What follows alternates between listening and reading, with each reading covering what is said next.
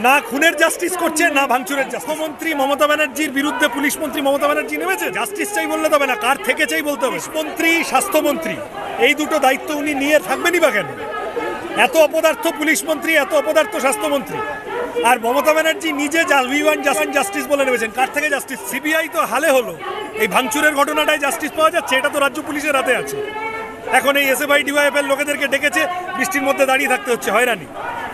তাহলে আসল অপরাধীদের ধরল না, যারা ওই দিন রাতে ভাঙচুর করেছিল, সব ছাপমারা কাশীপুর, বেলগাছিয়া, মানিকতলা, বেলেঘাটার গুন্ডা, সেগুলোকে ধরে সেগুলোর মাথাগুলো কারা তাদের পাঠিয়েছে ধরলেই তো ঘন্টা ঘন্টা তৃণমূল নেতা অ্যারেস্ট হয়ে যাবে। সেগুলোকে না ধরে এই সব খুনের জাস্টিস করছে না ভাঙচুরের জাস্টিস করছে। রাজ্য পুলিশকে ভরসা করা যায়? তুমি বলো। এই রাজ্য পুলিশ এটাকে আত্মহত্যা বলে চালানোর চেষ্টা করলো। বাড়িতে গিয়ে মেয়ের বাবা মাকে টাকা পয়সা দিয়ে সেটেল করতে চাইলো, তারপরে মা বাবাকে অন্য জায়গায় আটকে রেখে এফআইআরটা যাতে 15 ঘন্টা দেরিতে হয় তার বন্দোবস্ত করিয়ে 7 তাড়াতাড়ি মরদেহ পুড়িয়ে দিল।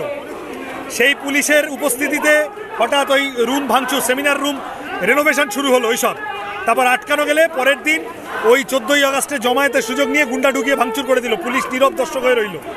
তো এই পুলিশকে কেউ ভরসা করবে?